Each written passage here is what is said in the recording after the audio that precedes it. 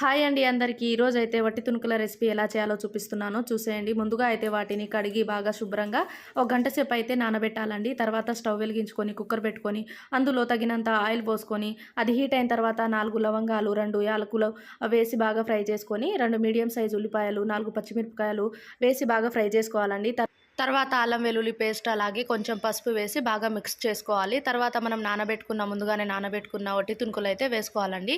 అవి వేసుకొని బాగా ఫ్రై చేసుకోవాలి. బాగా ఫ్రై అయిన తర్వాత ఒక మీడియం సైజ్ అయితే నేను టమాటా తీసుకున్నాను, అలాగే కరివేపాకు వేసుకున్నానండి. ఇది బాగా ఫ్రై అయిన తర్వాత అందులో తగినంత 2 టేబుల్ స్పూన్ కారం, 1 స్పూన్ ఏమో ధనియా పౌడర్ వేసుకొని అలాగే తగినంత సాల్ట్ వేసుకొని బాగా మిక్స్ చేసుకొని అందులో తగినంత 2 గ్లాసుల నీళ్లు పోసుకొని బాగా ఉడికించుకోవాలండి.